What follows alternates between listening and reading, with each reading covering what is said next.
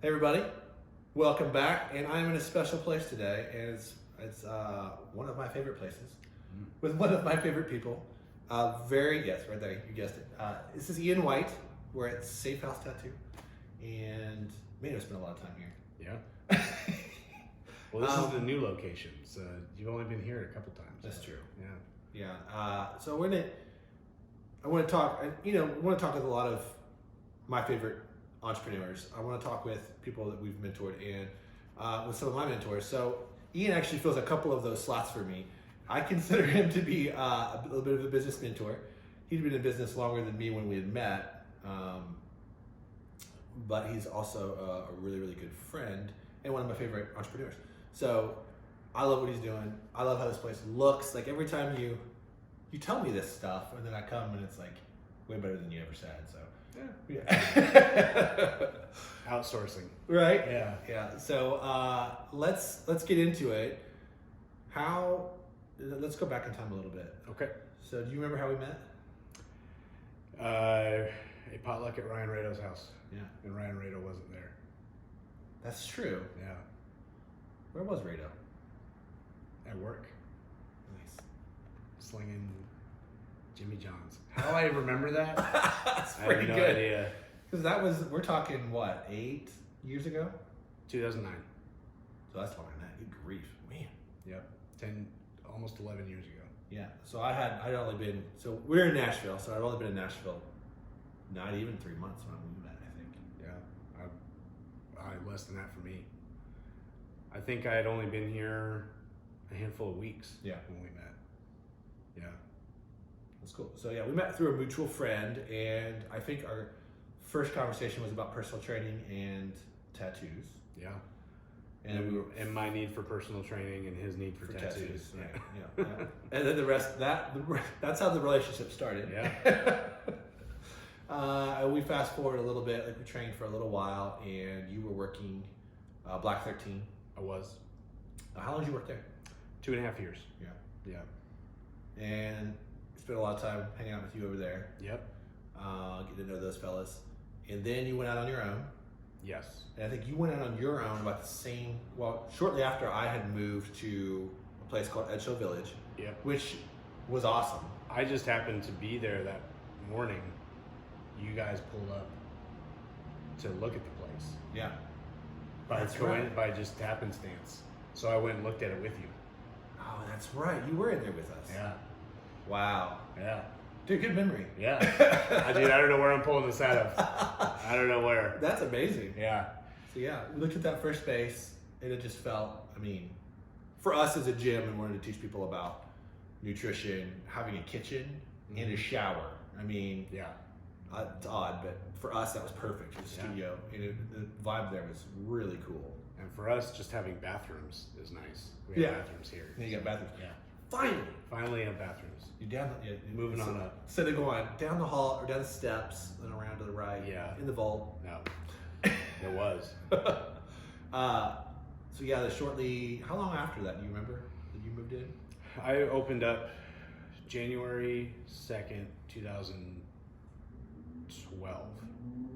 It was my first day of my private studio, which was just across the street in the same complexes, same building ownership, but the building across the street from what was then Life Fitness. Yeah, so there you go.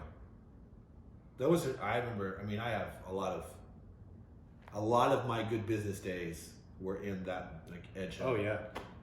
That was at the prime of my business. But the most fun for me was being able to go, I feel like it was a surrogate coffee situation. I'd go over and hang out with Ian and drink coffee, and he would come over, hey, I got your coffee. I was like, sweet.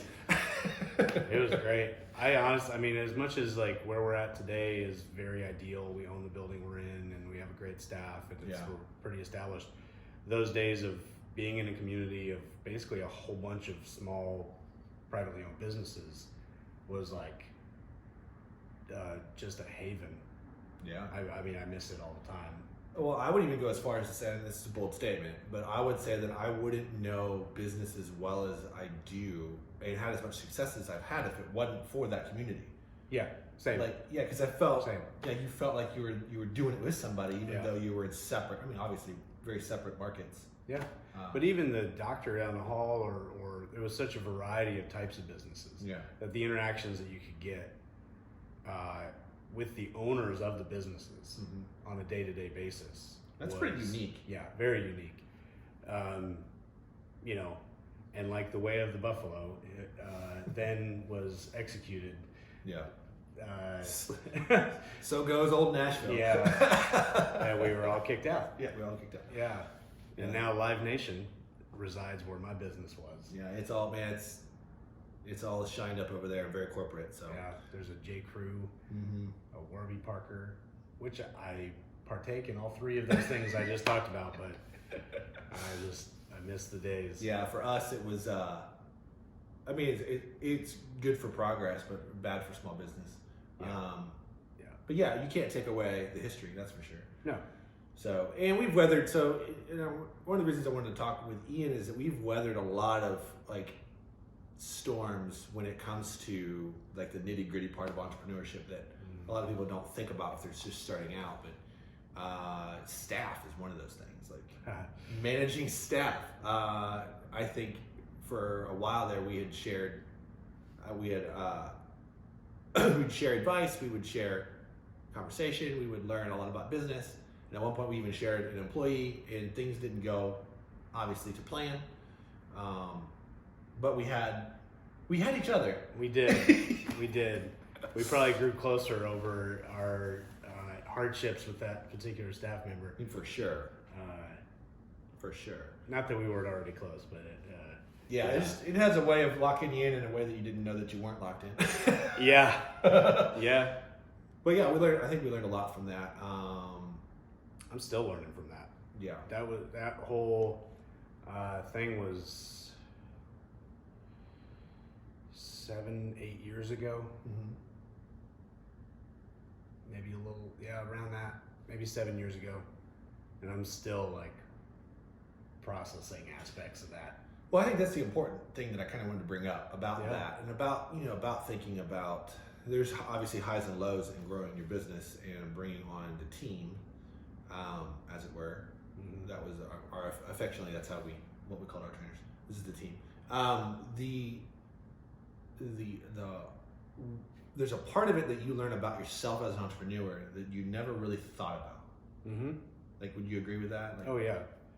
Well, as far as like dealing with staff. Yeah. Oh yeah. Totally. Oh, and still, I mean, it's ironic timing. I just had to let somebody go a few days ago. Oh. Yeah. Did not know that. And there's still, even in that, you'd think, 3 firings down the road, I'd be better at it. And I'm still like... Still sucks. Yeah, well, it still sucks. It's still hard. I still started that day knowing what I was doing and knowing that other person had no idea how their day was going to end. Yeah. And that was hard. And it was for the good of our whole team to let this person go. The most recent, really any of the times it's happened, but it was still difficult. I still did it, and when I was done, I had to kind of do a little after action report with myself and even my shop manager of like, where did we go wrong in this situation? Take inventory. Yeah. What can I own that could have been done better? Yeah. Whether it be to avoid the firing or avoid the hiring or to have fired in a different way. Right. So I still do that with I've had, over the longevity of Safe House, I've let 3 people go. And all of them were difficult. And all of them, I feel like in the end, I'm like, I could have done something different or better. So, yeah. Yeah, that's the part that people like on the outside look at as, man, I just can't wait till I can have the team. And I would beg the question, like, are you ready to learn more about yourself? Are you ready to weather that storm? I'm in the same spot. Like, it's in the course of the gym, over the course of that 10 years, I let go 3 people. Running a construction business, I let go 1 person. It just never really ever gets easier. No, and that was even though it feels like, oh, I've been here before. Yeah, I feel like if it feels easy, then that's something you have to look at. Yeah. and then you That's a maybe good point. are not as sensitive enough to things going on as maybe we should be. Yeah. If you're like, yippee, Yeah. I'm just gonna knock this out, ruin this guy's day, or girl, whichever, and it's like, I think that's the unfortunate sort of yoke of leadership too, right. Specifically the business ownership. Because my manager has a lot of the like talks, like, hey, it's not how we do things. Hey, be on time for X, Y, or Z. But when it gets to a point where it's like at the detriment to the job, the detriment to the team, that's when I have to step in. Right. And I have to be like, hey, I'm going to reiterate what's been told to you. And that's super difficult because I'm conflict avoidant. I don't want to have conflict. Right. And I would say in most cases they don't either. No, they don't. I mean, I think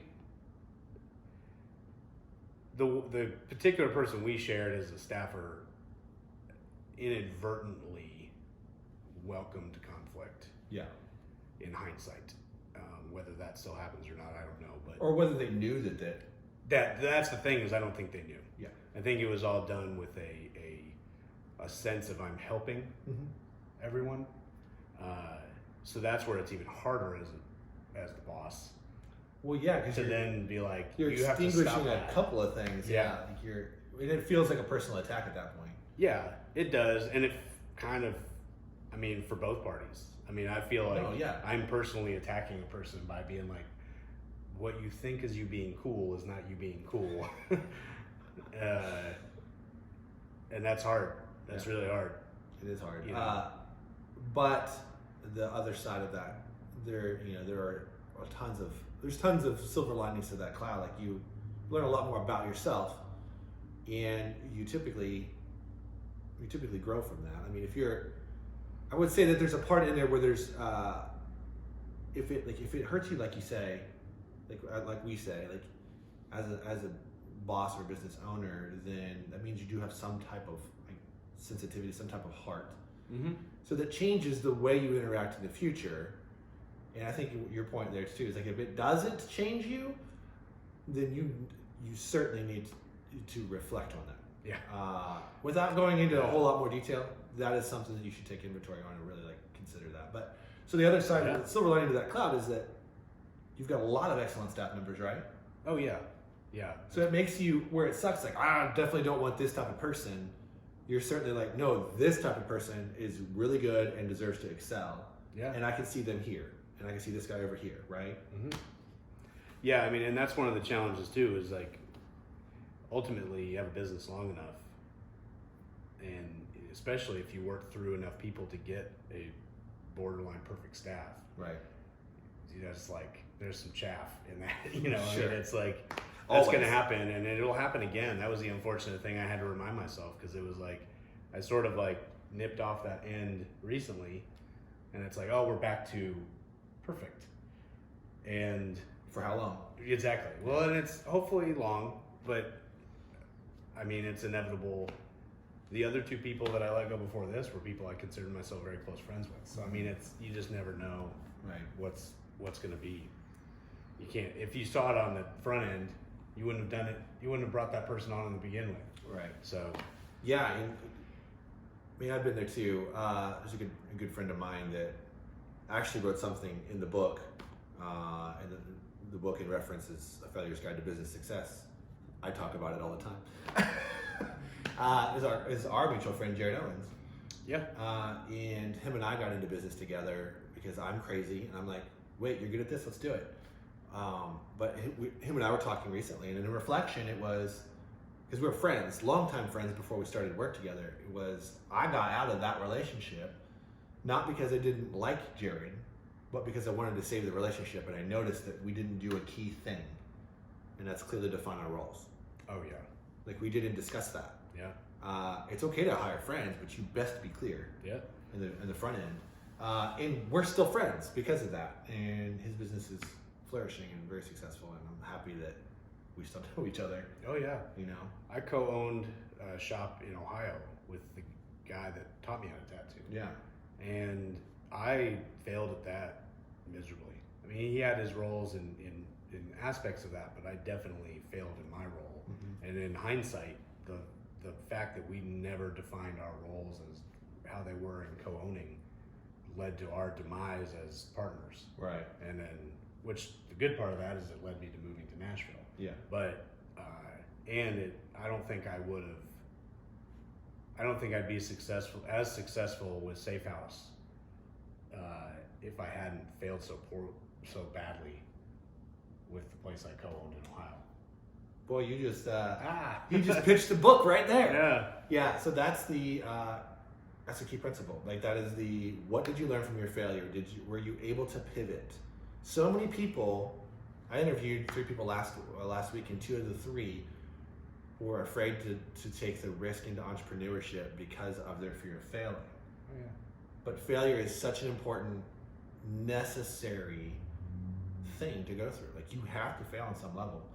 But if your inability to pivot is what you should be really afraid of. If you can't pivot, then we got a problem. Yeah, and you're stuck.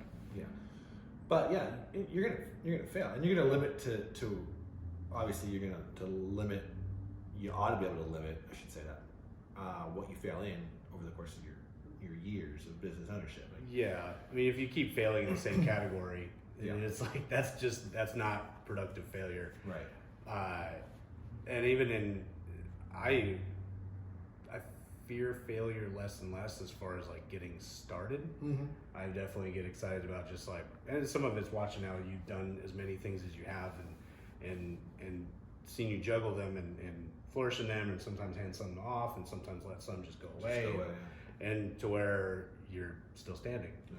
You know, and that's been a thing for myself is like I will almost overdo how much I want to do, and it's actually not until I'm doing it that the fear sets in. Yeah.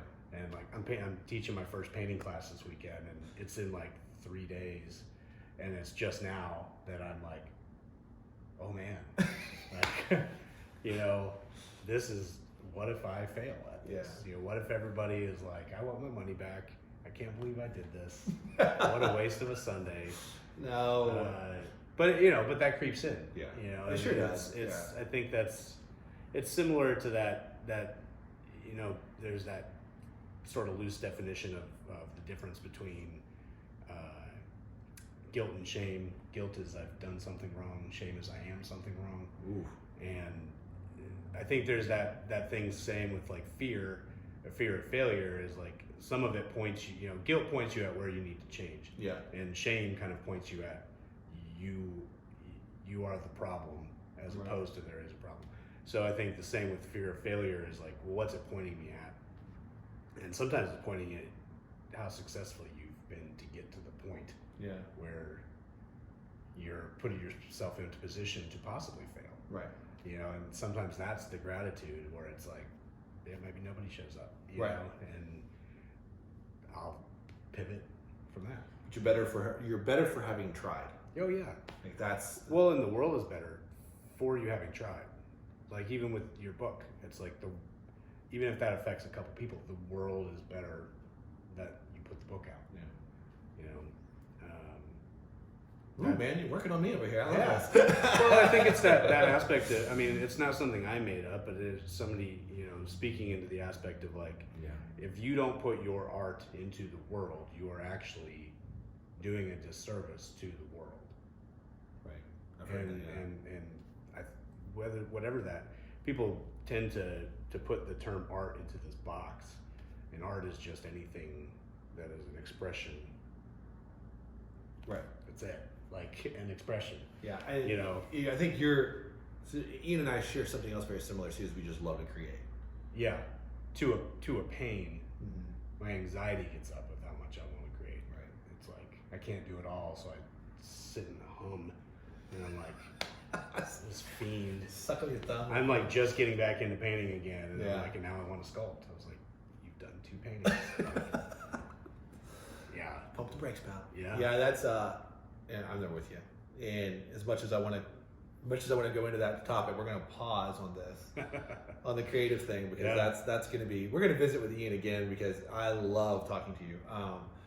I used to make. I made tons of excuses to talk to him in the past. Yeah. Ink, but except some of the painful spots, he wasn't talking much. no, that's true. Some of us don't sit well, but so that's what we're gonna leave. I don't sit well. That's what we're gonna leave today. So Ian, I'm obviously thankful for you.